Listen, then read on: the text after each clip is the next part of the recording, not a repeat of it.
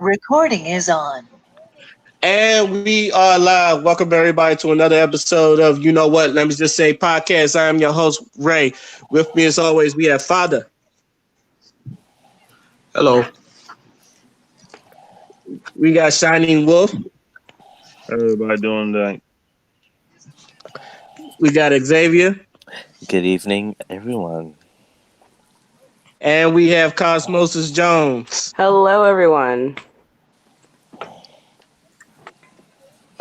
No. All right. So the first thing we was gonna talk about, I was gonna talk about it with Xavier. He couldn't make it last week, so I get to talk about it today. And I wrote it down just so I could set it up for you.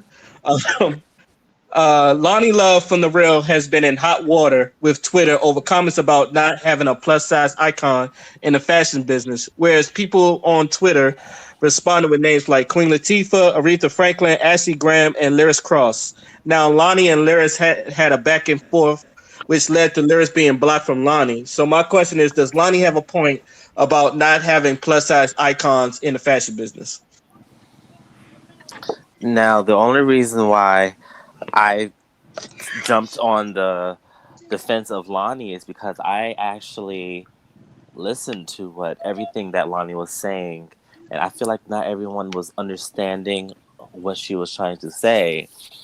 When she was talking about, someone asked her about an icon, a plus size icon, and Lonnie is in her 40s. She said, "No, I do not have someone I look up to that's like an icon, because honestly, there is no icon for a plus size woman. There's no Naomi Campbell of plus size." And that's when people on But Twitter jump to the defense of, well, Lyris Cross. But Lyris Cross is just now being considered plus size. She was never plus size before. She was a video vixen, and she was not plus size. She gained weight now and started doing some little modeling, but she's nowhere near Naomi Campbell. So she's not an icon. Ashley Graham is brand new. So for Lonnie's not looking up to this girl, because Lonnie is, the girl's in her late 20s, early 30s. The girl just came out, so Lonnie's not looking at her as an icon for her, especially growing up, because obviously Ashley Graham was a child when she was growing up, or probably wasn't even born yet. And then Ashley Graham is said to be on the fence of plus size, especially now, because they said that she's not really considered plus size. And then for Aretha Franklin is not known for fashion. Queen Latifah is not known for fashion. So a lot of people just took what she said and ran with it and put their spin to it and took it out of context. And they're acting like Lonnie is some small woman, like she just downplayed everyone. And I'm like, come on now, Lonnie is not for that, and Lonnie does not say that. Now Lonnie can say and do certain things that could be trivial, but when it comes to this topic, I said honestly, I think everyone is being this new overly sensitive, overly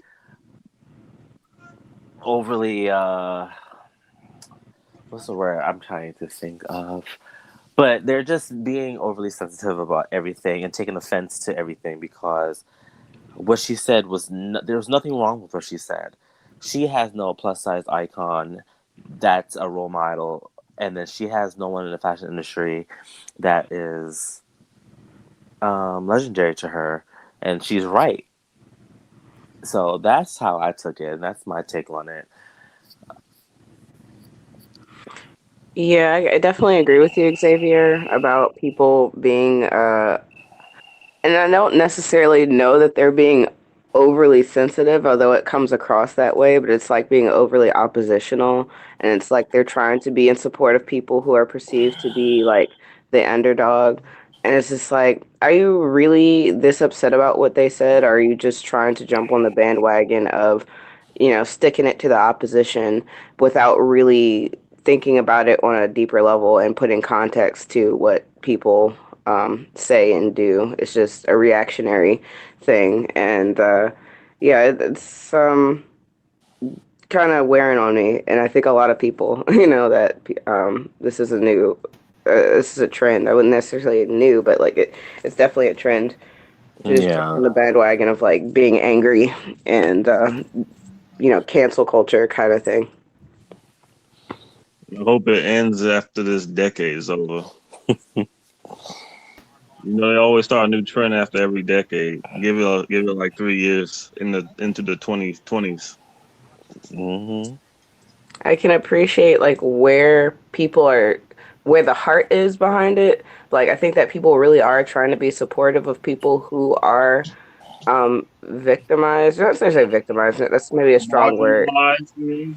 but like people who are often kicked by the rest of society and treated like crap. So they want to like be in defense of those people. But the fact that they're doing it in a way that's like you're not even really thinking about things. You're not like you're just are you really supporting these people, or are you just jumping on the bandwagon of hatred in order to seem like you're supportive of these people? Because I feel like there's better things that you could be doing to support people who are mistreated than to just jump on the cancel culture bandwagon. But it's the easiest thing to do is just rant about it on Twitter or Facebook or Instagram or whatever. It's like this tweet I read. Everybody trying to be an activist in 250 characters or less. Ooh, that's good. That's good. So let me ask y'all a question. Since we are all of us are younger than Lonnie Love, do you think anybody in the plus size industry are like even close to icons? Because I'm not giving anybody the icon status because of if you're an icon, then everybody has to know you. I barely know who Lyris Cross was, so would y'all really consider anybody like close to being an icon in the plus size model industry? I can't say so because I don't know a lot about the fashion industry. There's certain names that not knowing anything about the fashion industry I've heard of, and I can't think of any names off the top of my head that are plus size that I know of. But it's kind of like it's almost too soon because all the top people icons that I can think of have probably been icons for before the whole body positivity has really taken off. So it's like you kind of got to give it time to manifest. Like it's not happened yet, but that doesn't mean that it can't happen. Yeah, we all been body positive like this for like the last 7 years or something like that. You can say that about Especially in six the or 7 years. modeling, especially in the modeling industry. So Yeah, I don't. there's been like a rise of like body positivity. To me, the closest to it is probably Takara, and that's probably because that's the only name I know. And I used to watch America's Next Top Model when I was younger. But she also lost weight.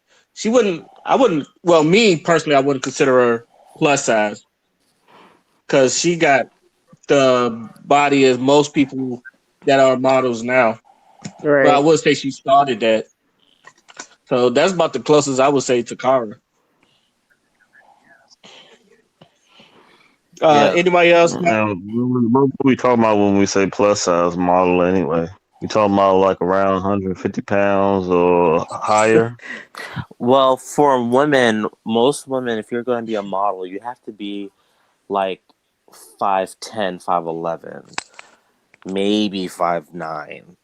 But a lot of times you have to be kind of tall. So if you're going to be, when you are tall like that, I think when you are plus size, it probably starts when you're like 150, 160 pounds. If you're like 5'10", I think. I'm trying to think of like a chart. Because like when you think of a woman who's like 5'10" and she's kind of heavy, she's like 150, 160. Yeah. So it's like around then, I think. But yeah. Because if a woman is 5'1" and 160, that's different than like obviously a woman that's 5'10" and 160. Right. Right. So it's like a body type that would be considered plus size. Yeah, and That's I wrong. feel like a lot of people put plus size in one category. It's like Hmm. if you don't have like a stomach, if your legs aren't a certain size and stuff, I feel like they don't want to consider you plus size. Oh. I've noticed some comments, under certain photos of like models who are trying to say they're plus size. People are like, no, you're not really plus size. And the woman's like, well, I wear a size 16. That is plus size. They're like, well, you don't look like a plus. You don't look that big. But it's like, well, but she is. She just has a flat stomach, Mm. but she is, plus size. She got super thick thighs and some weight on her arms, but the stomach flat. They just like, oh, Yeah, you're ideal. You're not plus size. exactly. I just put it in the chat, the height weight ratio chart. Now I don't know how old it is, but that's usually if I could base it off that. I think what Takar's about 5'9", 5'10". So I guess the highest, and according to that, the highest is about 170. So I guess according, if you're going off of that chart, then maybe, then, but I'm not sure because I think a lot of people base their height and weight differently. Because to me, like I said, Takara's she's thinner. She's definitely thinner than she was like when she started on America's Next Top Model, and even then, I didn't think she was that big. So, Hmm. so anybody got anything to say before we move on to the next topic? I learned a lot. Thank y'all.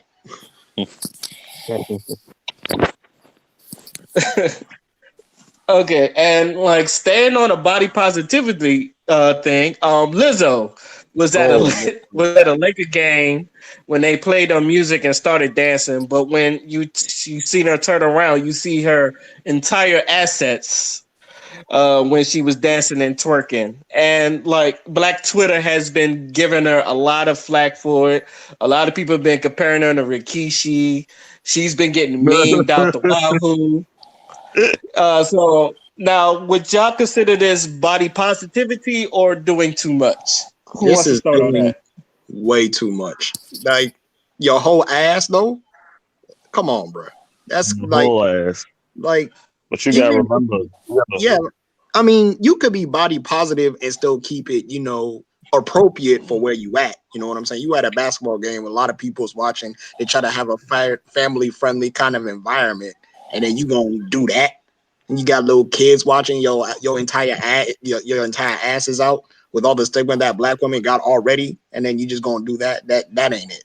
And I can understand and appreciate the fact that she wants to reclaim, what society has taken from her, not calling her beautiful or she's not the most desirable and stuff like that. But there's a time and a place to be that, and there's also a time and a place to just keep it cool and have fun. Ain't no one saying you can't twerk. Ain't no one saying you can't be half-ass naked. Just do it in the appropriate time and the appropriate place. That ain't so hard. Now when she got on the same internet and started crying and boo-hooing that, oh man, these people so mean. Why y'all doing them? Shut the fuck up. Because no one told you to put your entire ass out on the fucking national TV. So the fact that you got dragged for it should have taught you a lesson that there is a time and a place for everything. And if you want to have your entire ass out, you can do that on your platform. That ain't your platform to do that. So the fact that you thought you was bold enough to do it and get away with it like this is some episode of Scooby Doo, nah, you got your ass caught. You got dragged. Now, hold that shit. Because whenever people fuck up, they get dragged too. So, yeah, hold that. And don't do it again. but sir, you forgetting one important fact though. What's that? That she's 100% that bitch, so she can do that because she's 100% that bitch. Okay, well, you can be 100% that bitch on your own platform, but you are not no bitch in no fucking basketball game. You are a freaking, what's it called? Uh, what's that word called?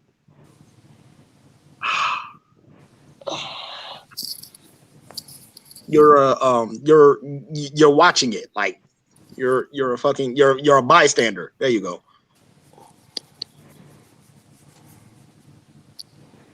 Twerk on that.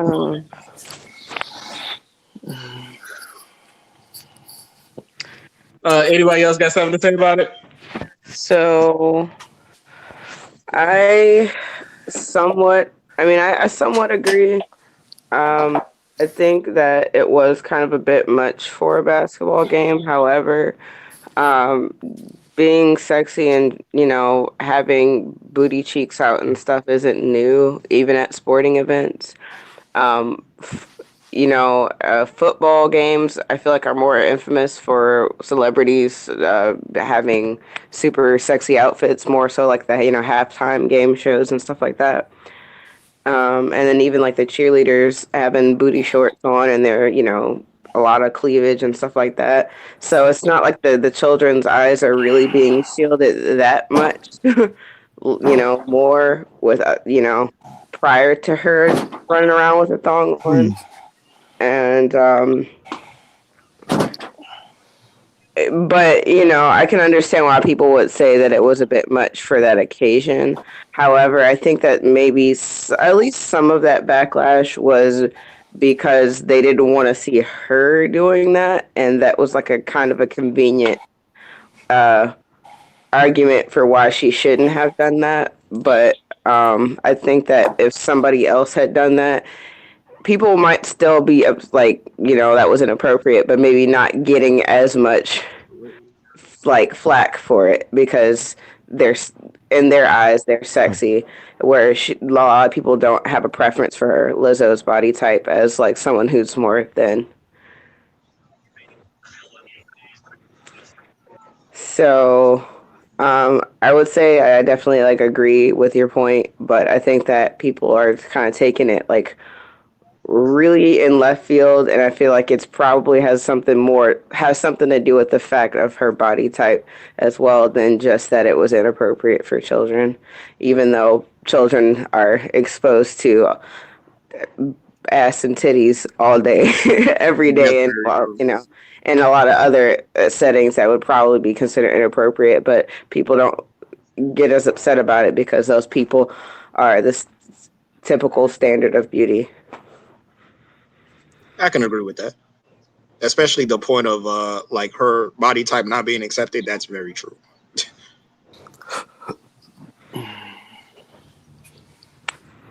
I do have one question. Because anytime when people talk about body positivity, or at least this is my opinion, when everybody talks about body positivity and all that other stuff, I think it always refers to nudity.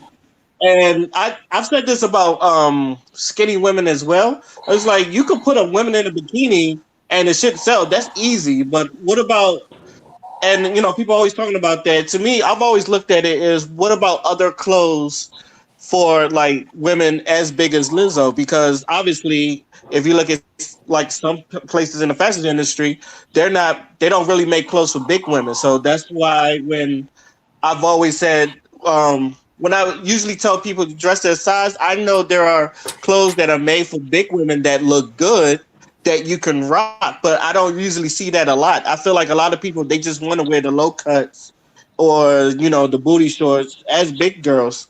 To me, when I've always said this, why don't you wear like some, show off some elegant stuff, more elegant stuff, the more classy stuff, and show people like that as well.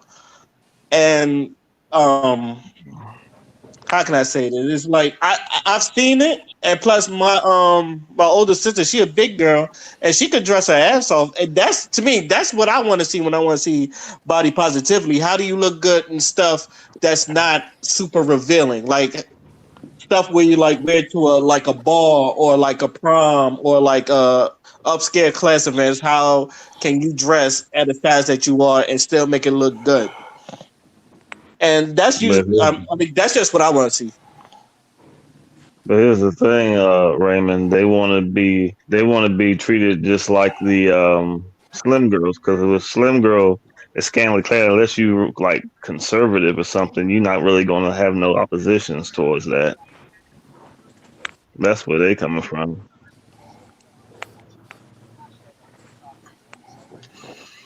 Hey Xavier, you there? I noticed I you've been am. quiet. You got anything to say?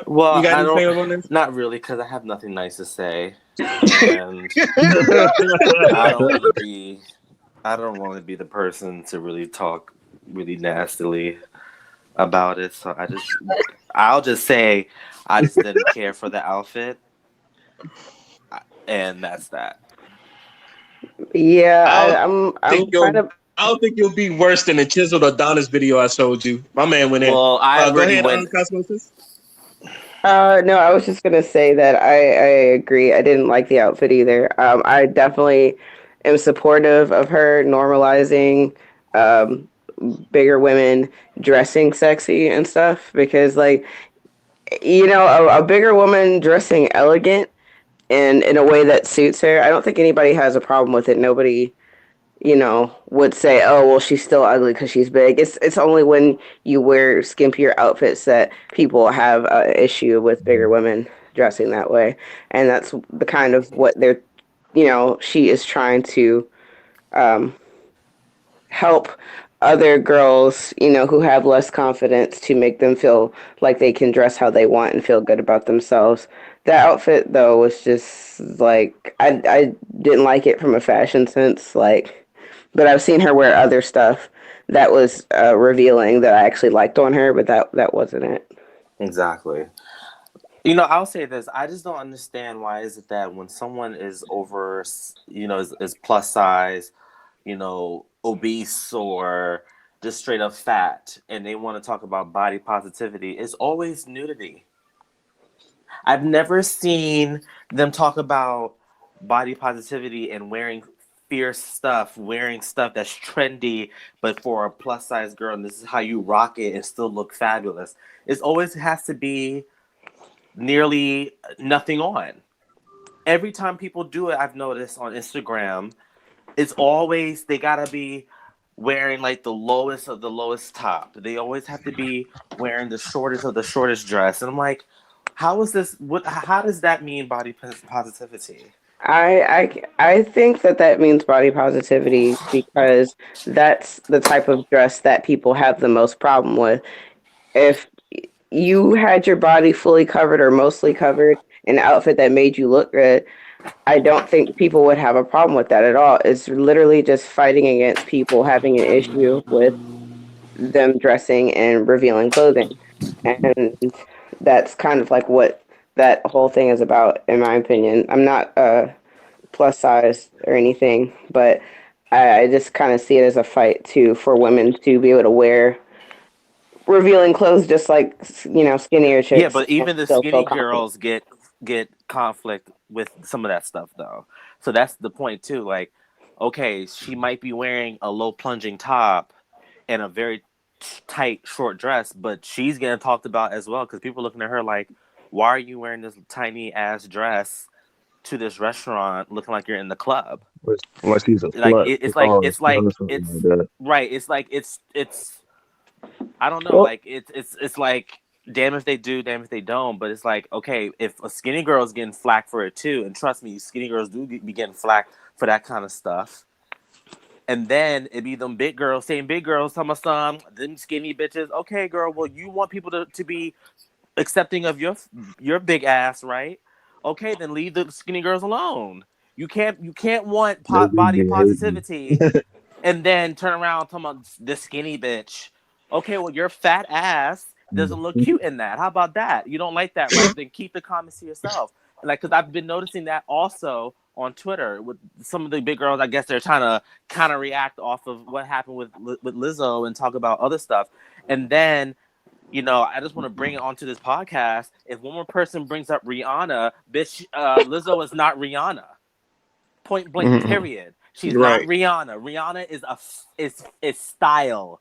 Okay, and she might have a stylist, but Rihanna is style, and she's not always nude. And then when she did wear that damn crystal gown, that was for an event, the Fashion CDFA Awards. She was paying homage to a legend in the game that wore the same exact outfit. Okay, I said, and yes, it takes someone smaller to rock something like that and give it some fierceness to it. Sorry, at the end of the day, sorry, because people were never always big. My parents said when they grew up, they said they hardly anybody. They graduated high school in 1981. Okay, not 1940, 1950, 1981. They said hardly anybody was just big like that. Right. She said that's not, it's just not natural. And Yeah, that's another it's thing. more of a I'm sorry modern thing. if anybody doesn't agree with me. I just don't like people normalizing being big. I just don't want people thinking it's okay just to be big, because there is going to be consequences with that. Because I started gaining weight, and it ain't have been no easier being bigger than it was when I was smaller. Okay, walking up steps, can't breathe sometimes. Can you running up the steps, or you can't fit this? Like, I don't want people thinking it's okay to be that size. Cause yes, she might be quote unquote healthy, but your ass is getting diabetes. Okay, you are on a roll to getting a stroke. So at the end of the day, I have big friends my damn self, and I love them to death. Okay, but if we can help each other slim down and be better for ourselves, great. But I don't want America thinking, this whole, being big is just the best thing in the world, because it's not. And everybody who's big, like myself, they know that it ain't the best. Okay, you trying to tie up your damn coat and you can't button the damn buttons. You got suck in your stomach. No, please, don't nobody want to walk around feeling like that. I felt fabulous when I was slim and I was smaller, and I wasn't no skinny mini, but I was slim. So, but at the end of the day, I didn't like what Lizzo had on. I do like some of the stuff that Lizzo does wear, because she do wear some really cute stuff, and that to me is body positivity, because she does rock certain things and it looks good, and she is a big girl. But to me, you don't have to be nearly nude to say body positivity, because now, cause to me, it's just it's a distraction. Because like, it's like, what are you doing? I think that people are just trying to be like more in your face and provocative about their messages, and because Hmm. it definitely gets a lot more attention, and I think that's kind of the point of some of this stuff, is just to draw attention to it more so than it is actually about the message, and that's kind of the problem that I have with a lot of like in defense of people who are mistreated. The way that people go about trying to uplift them is with the most attention grabbing thing, instead of with like something that actually is beneficial. Yeah, because I've seen girls wearing the crop tops, and some of them don't look that cute with it, but some of them I'm like, that looks kind of good on you. It's like, what are you doing to rock that? Because that actually looks really cute. And I they try to hide some of their stomach, but at the same time, it still looks good. Like, it doesn't even look like they're really trying to hide. It's just the way how they put it together. It's like, ooh, see, that looks good. Well, I'm not much of a fashionista or anything like that, but I think that I kind of figured out that formula with big girls wearing crop tops, as long as it kind of like from their chest it like hangs down and it's not like hugging their stomach. I think that Right, that's what makes it look good, if it's like kind of hanging down but it's still exposing their midsection, but it's right, not like making it look like a bubble. It's just kind of just right. there. And I think that that's really cute. I had a roommate a while ago who used to wear crop tops, and that's how she wore it. And I'm like, okay, like that. That's how Yeah, big girls should wear crop tops, because right. otherwise, like, and not even how you should wear it, but that's how it looks best. If you can wear whatever you want to wear, but most people aren't gonna like it if you wear it a certain way. Right, But and I that's think that another thing too. You can't act like we live in a world where you're not going to get comments. If you are going to walk on the red carpet with this tiny ass Valentino bag saying this is how many fucks you give, then you should not be entertaining nobody's comments, because you knew this was coming. To me, I look at it like that. Like, you knew this was going to be a thing. So I don't know why she even went on YouTube and started crying these fake ass tears. Because she wasn't crying when she exposed that Uber Eats girl lying about her stealing her damn food, taking her picture and posting it on Twitter. She ain't crying when that happened to that girl, embarrassing that girl, and that girl was getting threats from little Lizzo fans, her lizards. So it's like, girl, at the end of the day, cut it out, okay? Because you knew what you was doing. yeah, Okay, if it's really fuck it, I don't care. This is how I'm rocking. Boom, do it. Act like Madonna, because that's what Madonna used to do. Madonna used to get all kind of stuff.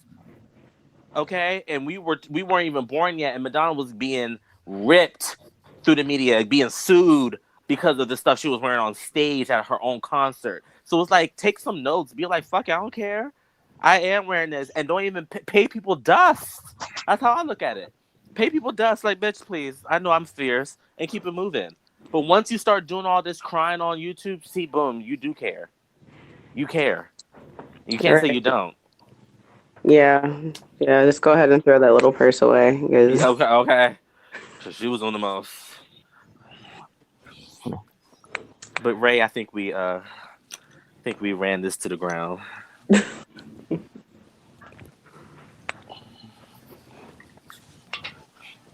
Ray. Do Oh, you fall asleep? I, Oh no, Man, we Anything? we'd Anybody else hear got stuff? we'd hear a big Yeah, I was snore. about to say, y'all got anything else to say before we move on to our next topic? Oh, by the way, Xavier, thank you for saying what I just said, but better. Can What? you hear me? Uh huh. yeah. Hello? yeah, we can. Hello? I can hear you. No, ain't me. Ain't me. Hello? Hello. Yeah. What is happening So, here? I think he I needs think to. he's mm, talking in the background. He must be talking to someone's somebody in the missing. background. Uh, Ray, just give us a segue real quick, and then go back to your conversation. Damn. I think he's coming back. I think he's restarting his shit. What a convenient time he's to just do that. starting this thing. I'm saying. His joint probably messed Thank up. Xfinity. Thank you, Xfinity. Fucking up again. What you got? I got hit with it. Can y'all hear me? You get that Yeah. Verizon. Yeah. Fucking Xfinity. I was about to say, anybody have any last words before we move on? No, I think we're done with that topic.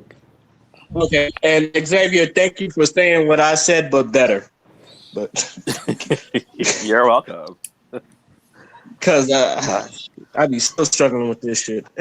Anyway, congrats to the new Miss Universe winner, Zozibini Tunzi. I hope I pronounced that right. Um, she won Miss Universe, obviously, but not just only her. There have been other black women that won Miss Teen USA, Miss America, and Miss USA. So, the question I asked the panel: are we seeing a changing of the guards to when it comes to standards of beauty? Anybody want to take that? Well, of course, it's 2019. Yeah. A lot of things that Sorry, go go ahead. ahead. No. You start it first. Like a lot of things that was considered, not a lot of things that were not considered before is being considered now. So yeah, standards of beauty is definitely changing. When it comes to plus size, when it comes to racial, all the hair textures, all that stuff changing up. Um, so I agree. I think that as annoying as a lot of people find it, and they call it like PC culture and stuff like that, but like really, this is kind of not even kind of, this is a result of people pushing things that are not the norm that most people might have an issue with. Because like back in the 90s, the trend was light skinned black girls. But nowadays, there has been definitely a major push that I've seen on social media for darker skinned women to take the spotlight. And the fact that some of these women who are winning these beauty contests are dark, very dark skinned is not by accident or not just by chance. Like it's from people actually taking the effort to like normalize that as this is beautiful as well. Did Mhm. you already order it? I also agree.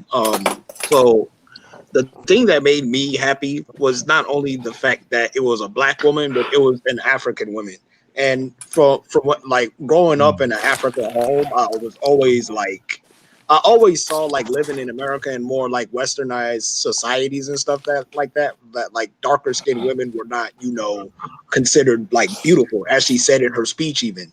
So to see her win that and actually coming from the continent was like very important to see, because it could show you that, Africans were not just a whole bunch of people living in villages and our hair's never done and stuff like that. Like there's a lot of beauty in Africa that like you have to acknowledge exists, because we're very very very diverse, and of that diversity and of our tribes and everything, we also have the way that we like beautify ourselves, or the way that we see beauty in women is represented through like the fabrics that we wear, and the hairstyles that we wear, and stuff like that.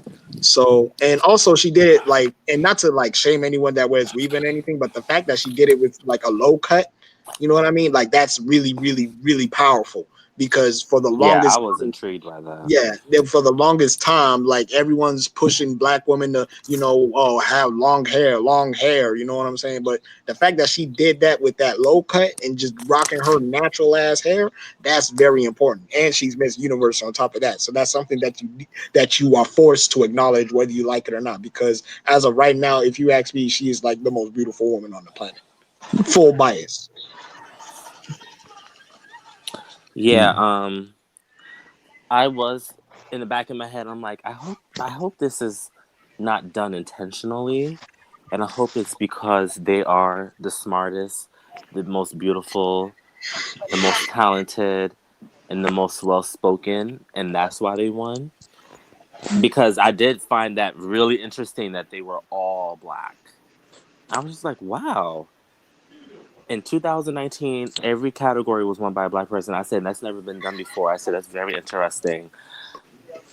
But I find that if because they did because she won and she was a dark skinned woman and she had the low cut hair, it reminded me of something with like Lupita Nyong'o when she first came out, and that trailblazed a lot of positivity for black women who are dark that look like her, and that felt like they didn't have that spokesperson out there for them.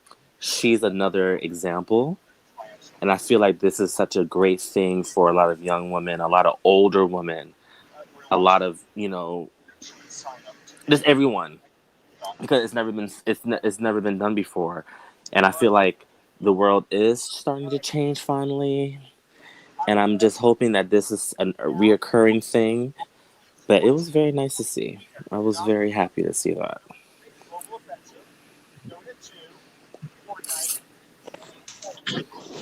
When it comes to things like this, I always refer back to the '90s because I feel like everything starts back in the '90s. And um, Cosmos and Josie have a point. A lot of '90s they were lighter skin or fairer skin, but I do feel like a lot of people forget there was a lot of beautiful dark skinned women in the '90s too. And the first person that comes up is like Mia Campbell from In the House before she took the drugs. And who was that? Brandy, the lady that played Maxine off of um, Living The Living Single, Single. and then I always thought Kelly Rowland was pretty attractive too. yeah, Kelly Rose, and then I'm thinking of the early 2000s. You had Girlfriends, you had the woman that played Tony Childs, and the one that played Maya, and even in like shows like Half and uh but that one show that Robinson Pete was on, but didn't last that long. It was like Love Inc. or something like that. I feel like there's always beauty of dark skin, but I will say they sometimes have been looked over, like from the Halle Berrys of the world, or the Stacey Dashes, or anybody, or what's the woman that just got cheated on by Eddie Murphy's ex-wife, Hmm. Leela Rashawn. Yeah, that's Rashawn. Hmm. Uh, but I don't know. Maybe because I've always been dark skinned women. Like I've always noticed them more than I've noticed the fair skinned women. I'm bad for her that she did win, because she is definitely a beautiful woman. And as someone that Who? always encouraged women to try to wear their natural hair. Now you can what you want with your hair. I've always said that, but me, I've always been pro natural hair. So like that is to me that is a big plus because a lot of little girls that love their natural hair go to school and then tell people like your natural hair is unprofessional or is it a fad that they have to cut their hair to like to try to assimilate in. Now you see like a woman with her natural hair wearing it and also winning. It could encourage more women to like to rock their natural hair on occasion, maybe not wear weave as much. I know like I know that cultural assimilation is still a thing, and I understand that there are some jobs where like some your natural hair doesn't fit in and you might have to wear a wig or weave or something.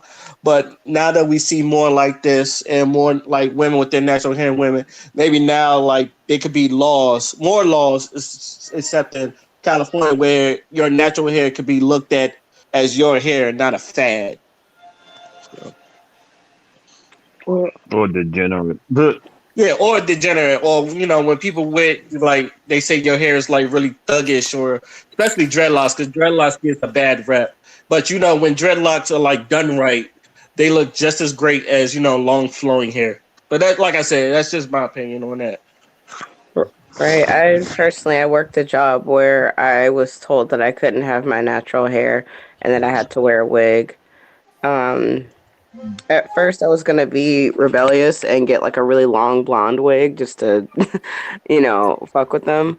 But in the end, I ended up like wanting to keep my job, so I got like a curly black wig that kind of looked like an afro a bit, but it was like a little bit more loose, so I could still feel like I look natural. But by the end of it, I ended up being really, really good at my job to the point where I was literally the best on in that job. So I took off my wig one day because it was really hot and I was really frustrated. And they told me to put it back on or they're gonna send me home. And was like, all right, well then do it then.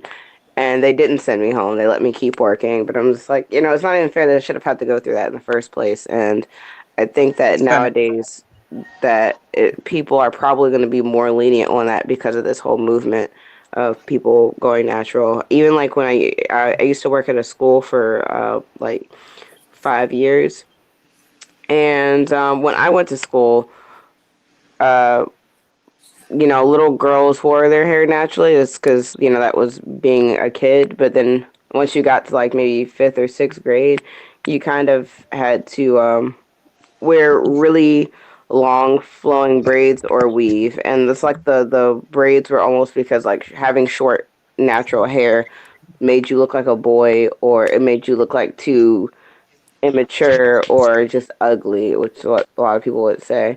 And nowadays I'm seeing girls in fifth or sixth grade that are wearing their hair naturally, and it's just like wow, like, and nobody has anything bad to say. Like in fact, people are like, oh, that's cute. So it's cool that girls aren't getting picked on for little black girls aren't getting picked on for wearing their natural hair. And yeah, it's awesome. I think there's again people making the effort to normalize something that should not have been ridiculed, in the first place,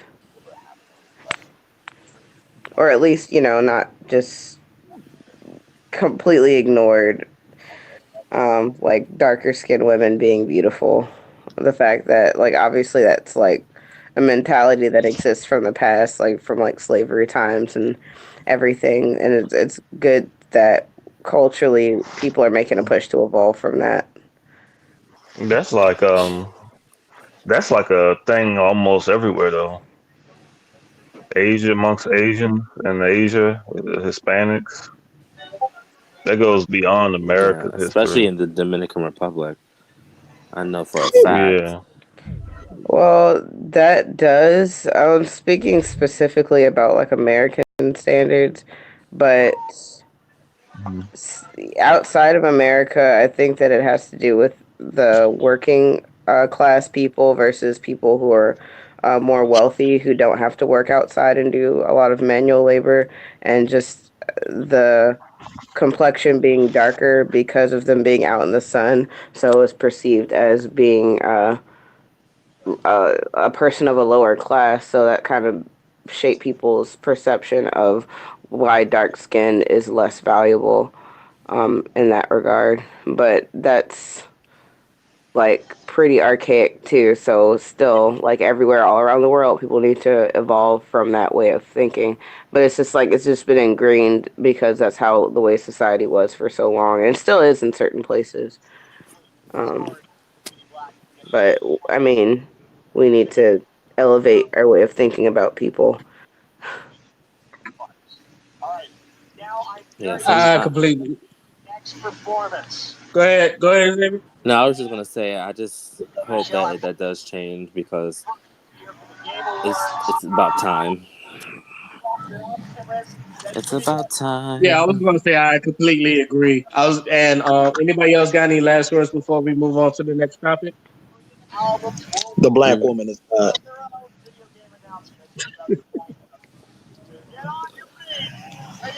Okay. Our next topic. Rest in peace, Juice World. The 21-year-old rapper suffered a seizure on an airplane coming from LA to Chicago. But when the details came out about his tragic death, people also found out that the plane had 70 pounds of marijuana, bags of Percocet, lean, and illegal guns. Now, if I'm correct, this is the third rapper that died overdosing on drugs. What are your guys' thoughts on the whole thing entirely? The Juice World, overdosing on a plane, and also like lately the death of these young rappers that die young that's been on stuff like lean and Percocet and all the other stuff. Not to sound like Oh God. negative Nancy, but I called this when they said he died. I called it. I said I don't think he just had a seizure. I said I think there's something to it that they're not saying just yet. Why? Because I see his photos and I hear what he talks about in his music, and I said there's something more. And then come to find out, it was exactly what I thought, and I find that to be very sad. I really think the music that's being put out needs to change, especially in the black community. I really feel like this stuff needs to change because we don't hear about a lot of the drugs that the youth are doing nowadays as much as people think they do. But I can tell you right now in New York, in the Bronx, a lot of teenagers are dying overdosing from pills. They're popping a lot of e-pills, and this stuff is shown on Instagram through a lot of these these guys with a lot of reach, with a big platform that rap about in their music, and I just it needs to really change. Something needs to be done because it's not helping the community at all. We already went through the crack epidemic. Now we're going through an e-pill epidemic. And a lot of people don't think it's that serious, but it's really serious. It's really serious. And then the weed that they're smoking is not even a natural weed.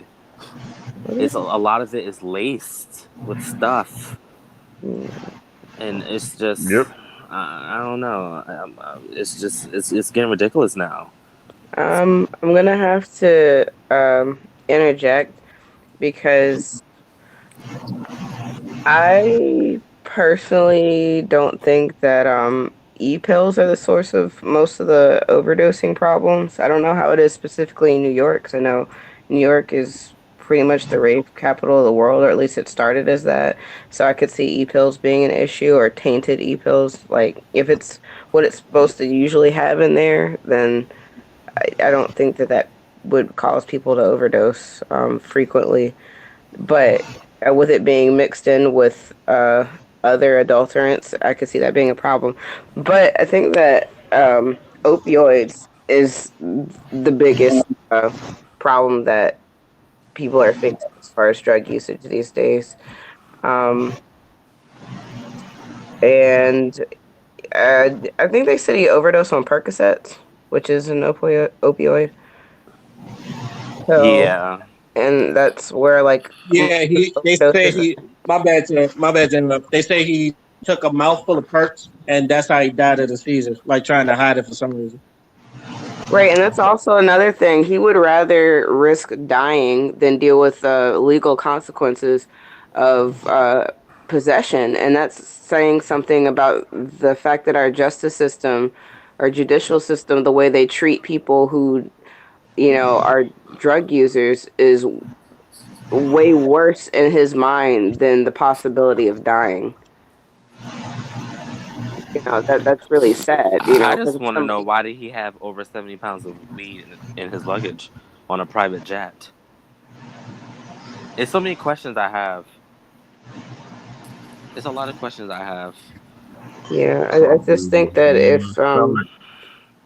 first of all, like the whole system needs to be changed. If somebody has a problem with using drugs, then just taking them and ruining their life further is not the solution. It doesn't stop people from using, it doesn't stop people from dealing.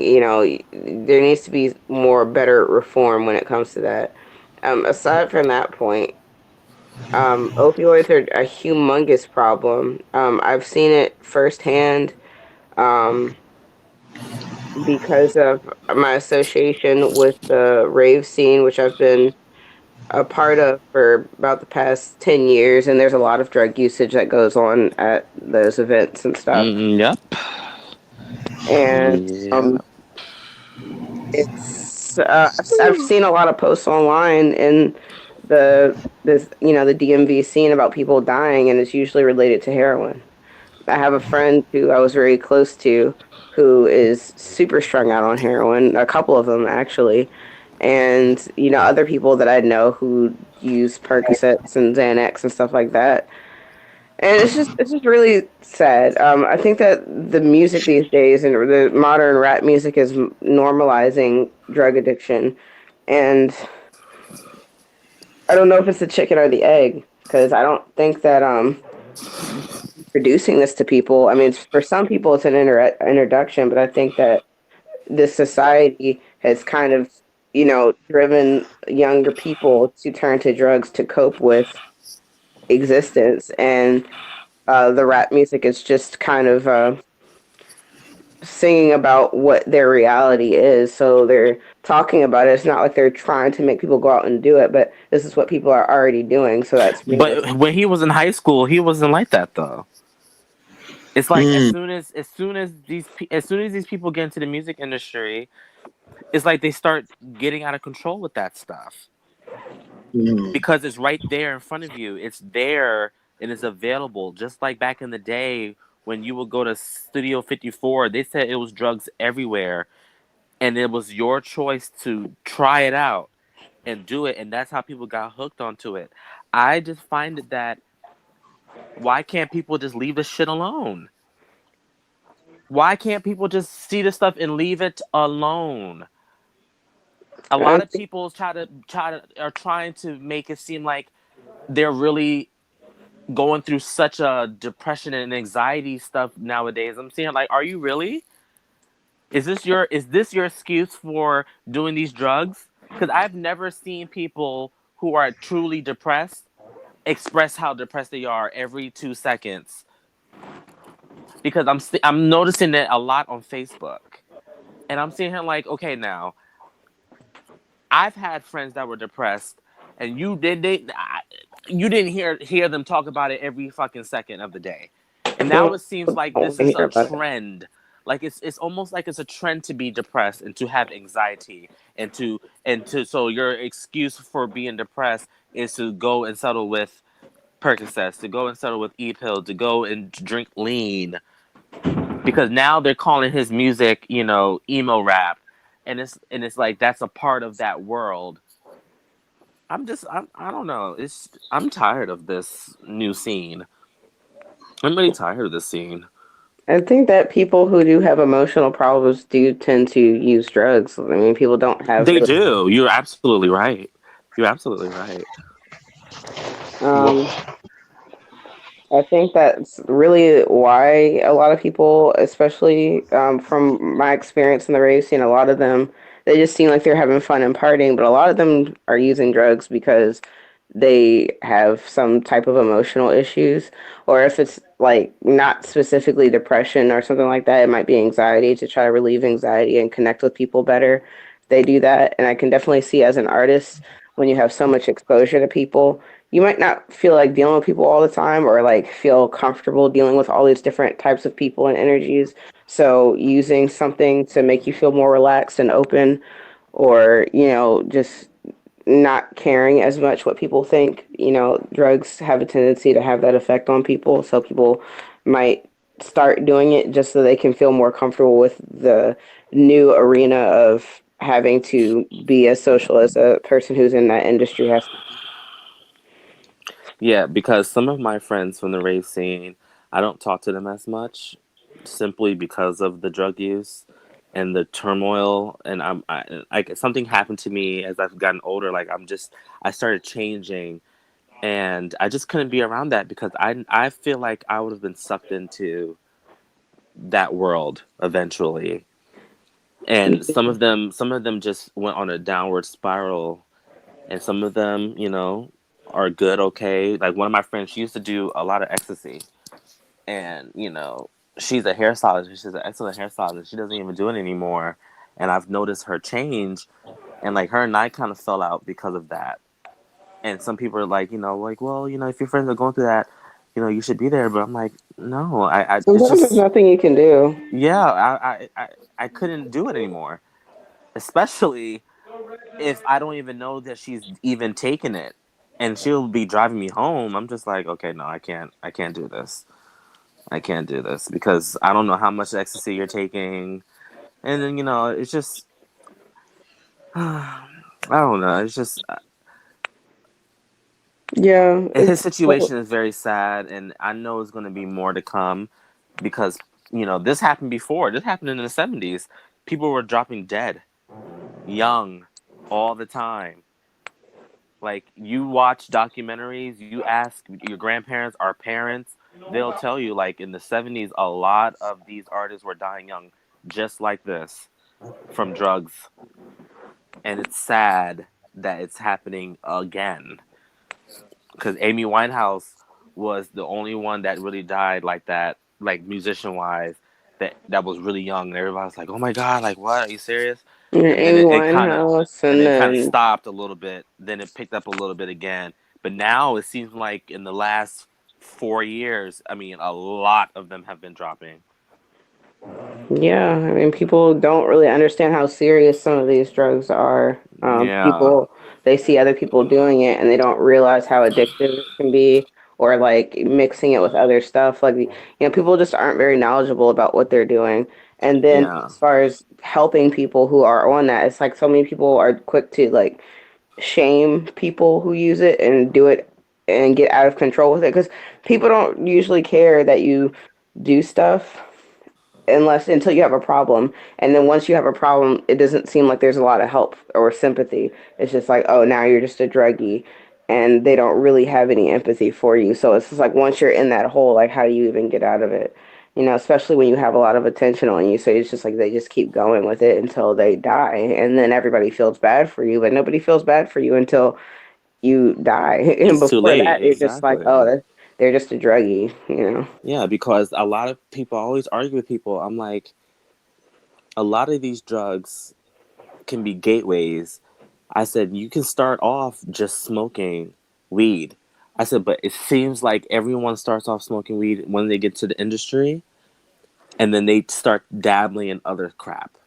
I I don't said, a lot necessarily of believe in the people, gateway drug theory about weed at all. Like, I don't think that it's only a gateway because weed is illegal, and when you put something in the black market, then you that shares the same space with all these other drugs, and therefore, if you're buying weed from somebody, oh, I also got some ecstasy pills. Do you want to try that? Or I got some yeah, Xanax. You but want to try people that? think, So, people swear like if they just smoke weed, that's it. I'm yeah, like, I don't you, mean, I'm some like, people just smoke weed their everybody, entire life, have no temptation to do anything right, but else. I'm talking about artists in the industry. They've all started off doing the weed, and I always said, I said, people, once you get into the industry, you think you'll be only doing weed. I said, but for some reason, everyone always starts dabbling in other crap. It's the availability to do other stuff that's like close by. It's very convenient to do it because it's always in Exactly, and your it's right there. face. It's in But your it's not the weed's face. fault. It's not like smoking weed it like makes you want to do other stuff. It's just the Of fact that course it's not. Yeah, But if you never smoked weed in the first place, I guarantee. I feel like people who, if you don't ever do something, you might not dabble into other stuff. Sometimes all right. it But can what be. about That's a drinking? theory. What about drinking? Drinking too.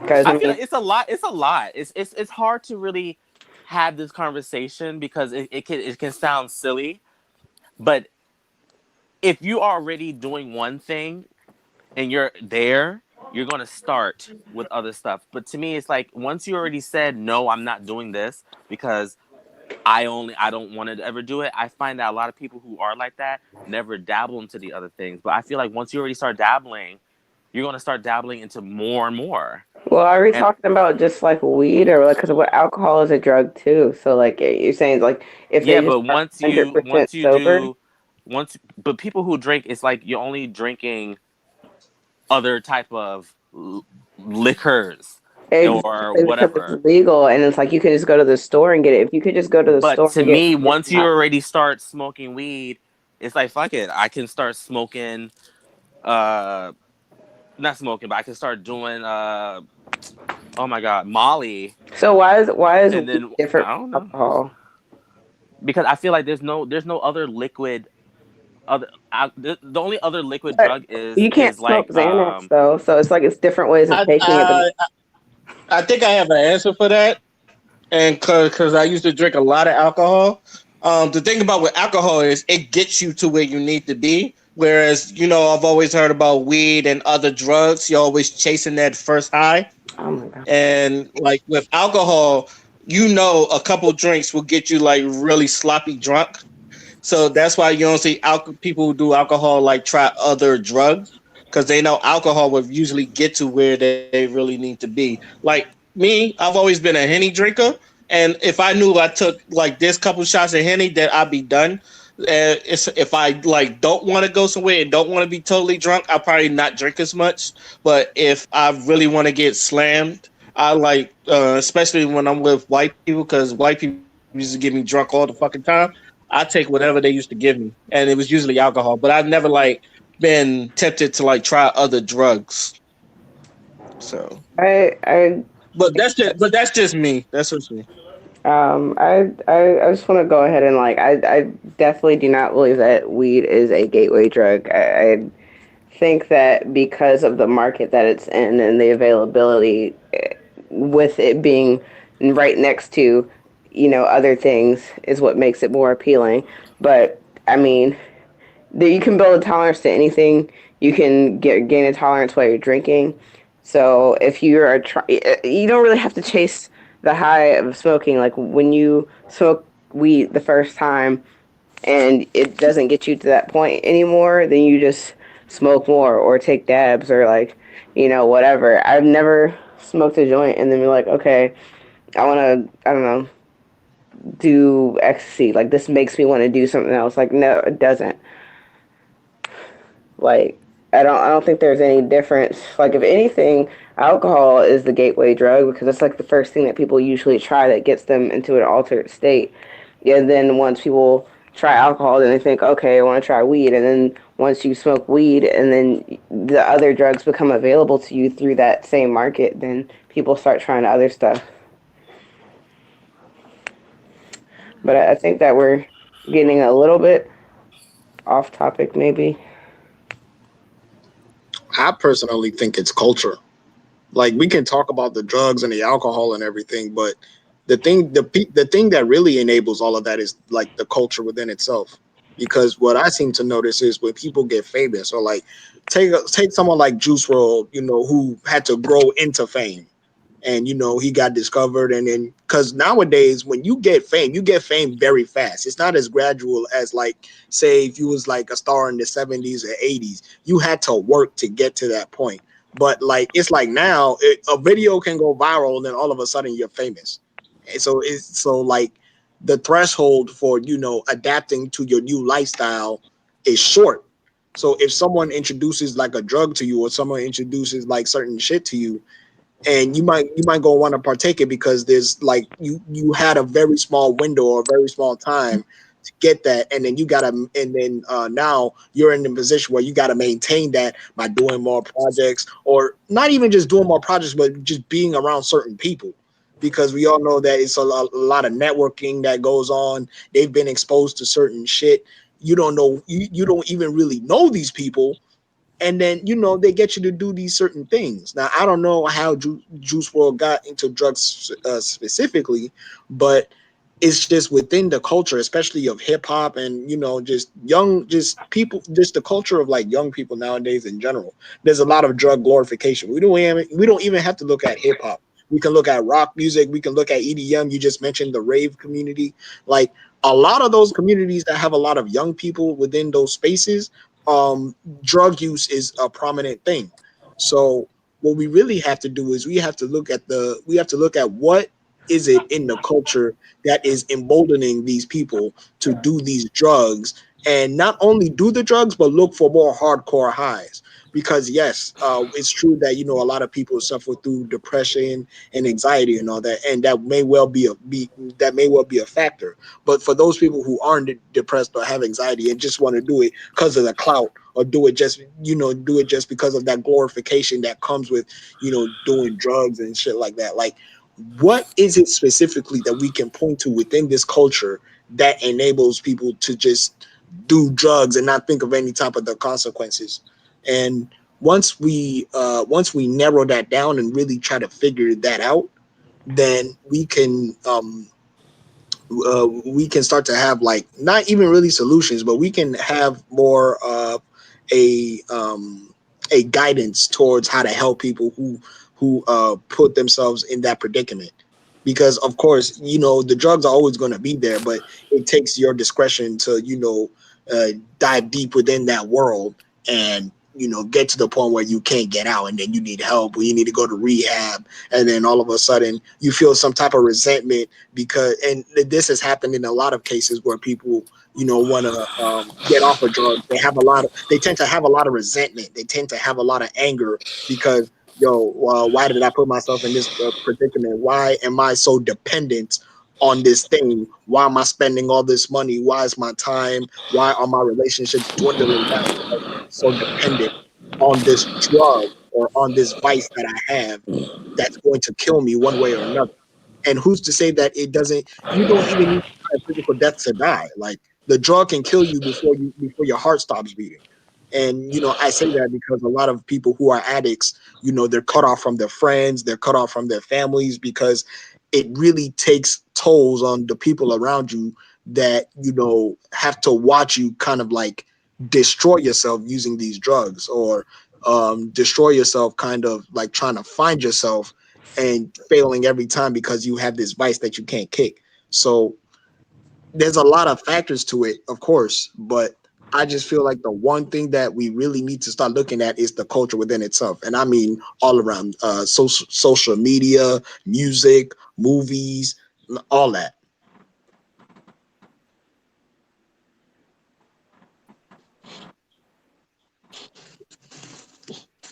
Shit, I kind of agree with everybody here. Um, I think everybody done said everything so eloquently. Shiny Wolf, you got anything to say? Because I don't know if you said anything. I think he might be asleep. That or his mic muted. I don't know. Okay. Is I heard somebody snoring it? for a second. Anybody else got something to say? Because I think y'all said it all. Yeah, I think that was pretty well discussed. Okay. All right. On to our last topic. Mike Vick, former football player, was named one of the captains of the Pro Bowl, but some people are not for it due to him being convicted of killing dogs. Now, even though he's already done his time, people are not letting go, and it's time to petition for him not to be on the Pro Bowl. Are the people who are against Vick justified, or are they doing too much? I think that, I mean, it depends, because you don't really have to forgive anybody who you felt was wrong for what they did. um, and their reaction is valid to them. Uh, I think that people find it easier to forgive other people for things that are wrong, but maybe just not morally as bad as what they felt like he did. Like a lot of people love animals and are more likely to forgive somebody who committed armed robbery than, against a human being than they would for somebody who hurt animals. Um, so I guess it just depends on the person. I don't think that, I think that it's kind of your own choice if you want to forgive him or not. It depends on how you morally feel about what he did. Um, I think everybody can agree that what he did was wrong, terribly messed up. But, you know, forgiveness is in the mind of, I guess, whatever person. Maybe there are other reasons why people absolutely won't forgive him. But, yeah, I don't know. I have a friend who absolutely will not forgive him whatsoever. He also will be one to sign that petition. He didn't, but he would definitely be one to do it. Because he's a dog lover to no ends. He has like 6 dogs. Absolutely loves every single one of them with all of his heart. So I see a person like that. I could see why they would never forgive him for what he did. Um, Other people might be like, "Oh yeah, that is messed up," but like at the end of the day, he did pay his debt to society. So, like, people can move forward if he's trying to amend for what he did.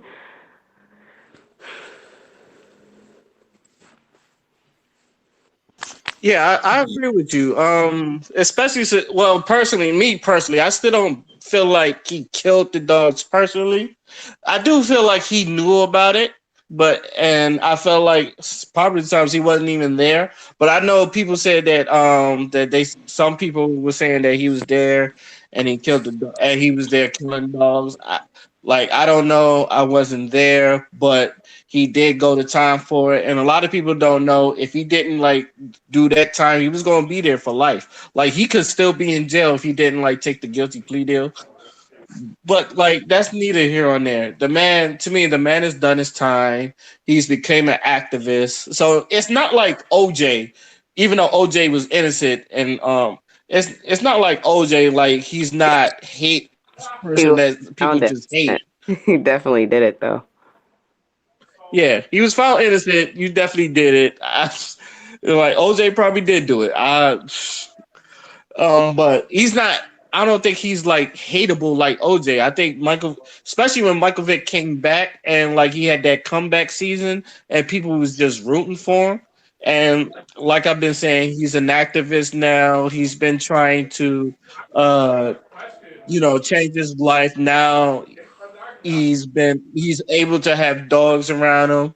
He's trying to change his image and all that other stuff. So I I do feel like there are people that do give him a chance, but I can understand you still hate him as a dog lover.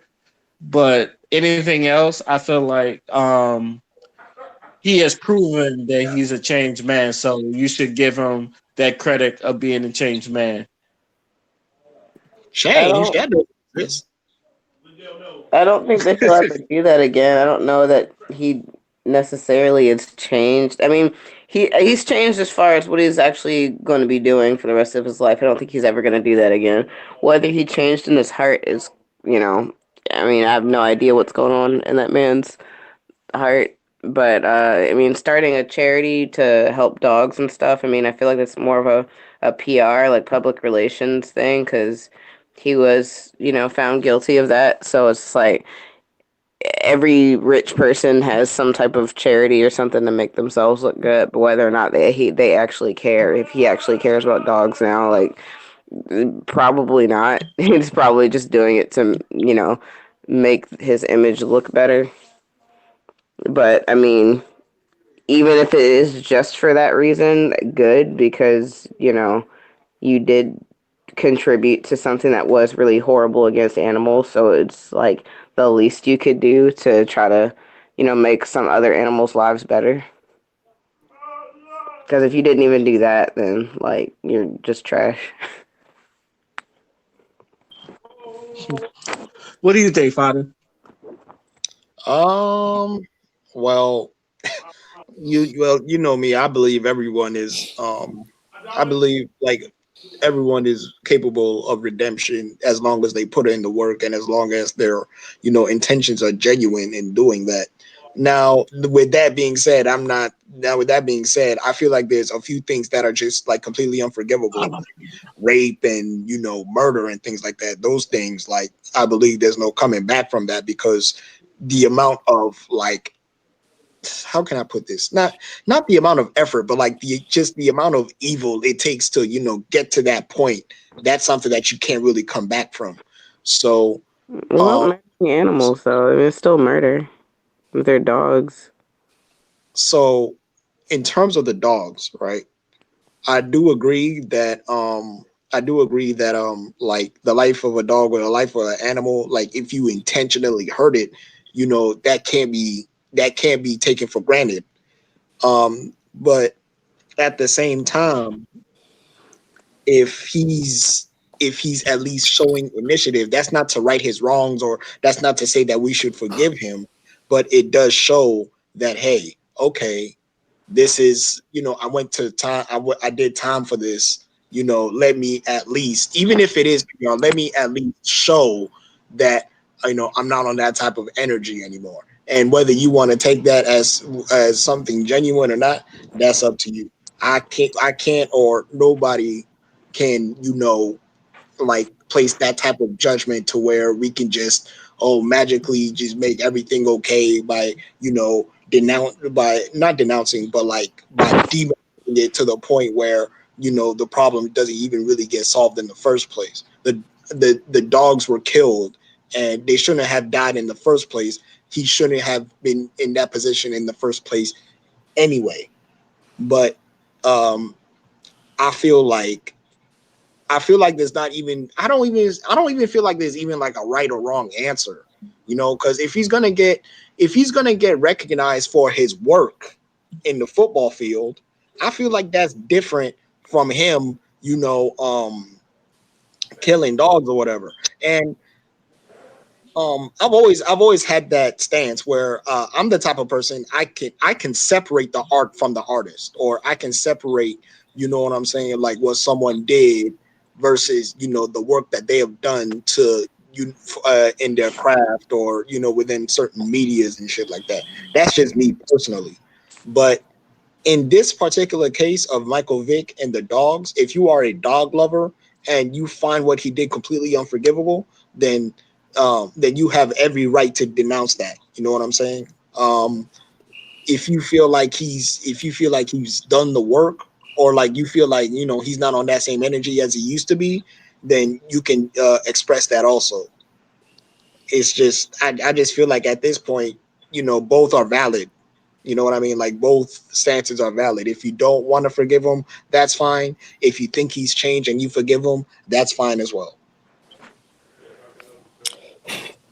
I just don't understand why people hold dogs so damn high above every other animal. Because I guarantee you, because it just seems like people get sent to jail for dogs for so much longer than they do for damn humans.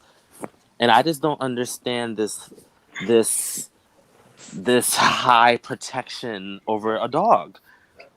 And then the way how people act, like after the person went to jail and they're still looked at like as if they murdered a bunch of kids or something.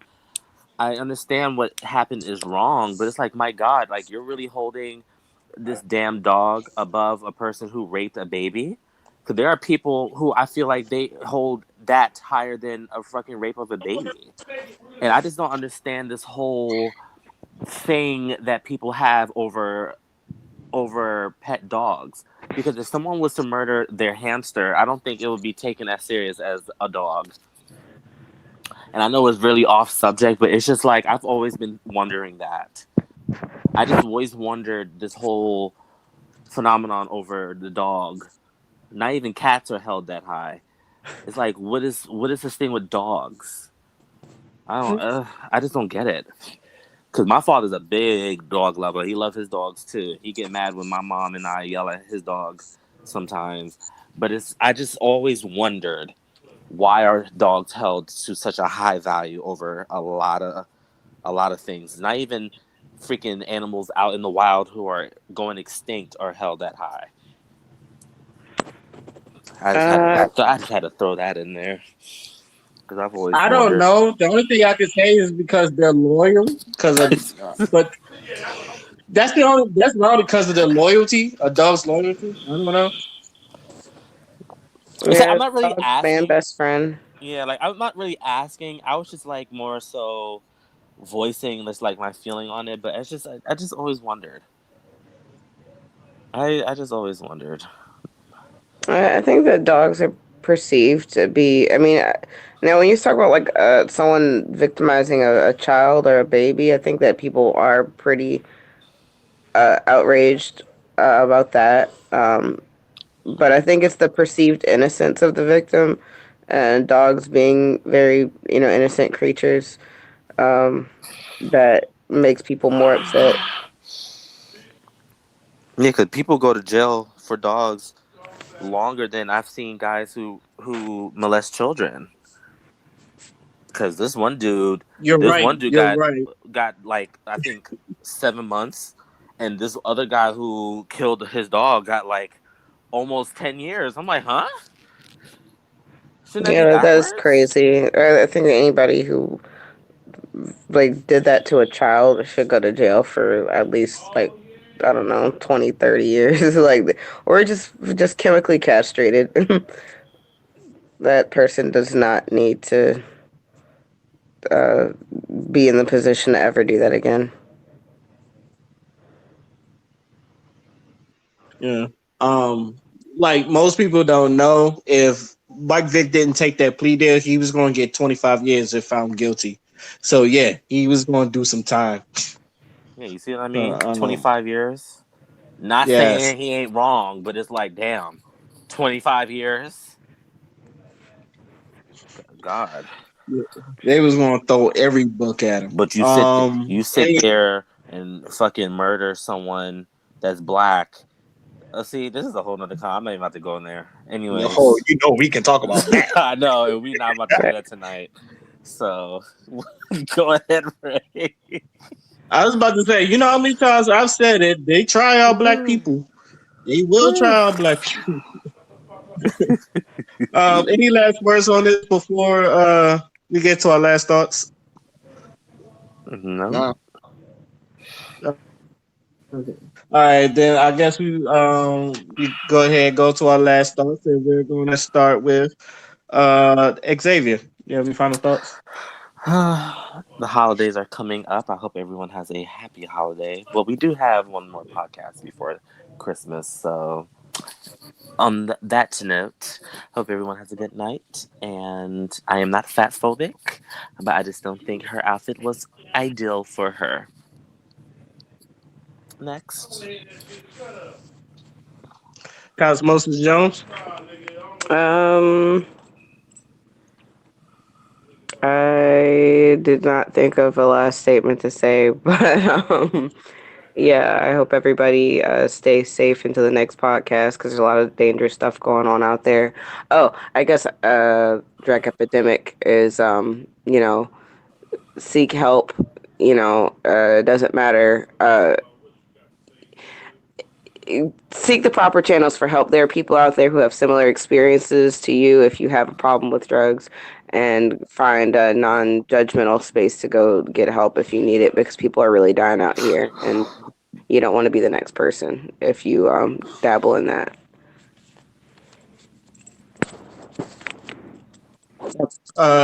Is Clarence up or is he asleep? he gone. I think he gone. That boy work hard, so I ain't gonna say. Father. Uh,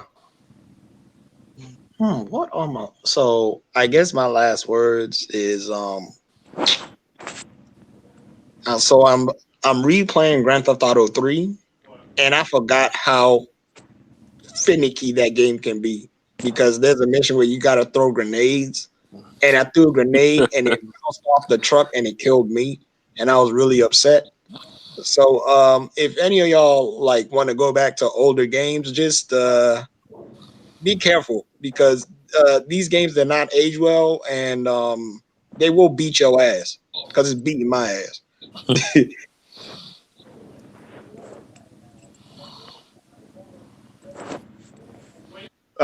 Well, I guess my final thoughts of I'm glad I haven't heard Mariah Carey's Christmas song from this year. Stop I hating. still hate that song with a passion. I'm so sorry, Xavier. I hate that song with a passion. Oh my god, All I hate I that song. want for I'm go- Christmas. oh man, anybody that work at Walmart probably feels my pain. That shit. Other than that, shout out to my boy Carmelo Anthony. I see you doing it big in the NBA. I'm glad they gave you a second chance. So I'm glad for my man Melo.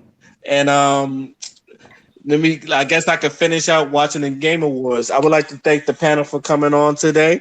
I would like to thank all of y'all for listening to hear us talk our shit again. This is You Know What. Let me just say podcast and it's signing out. Peace.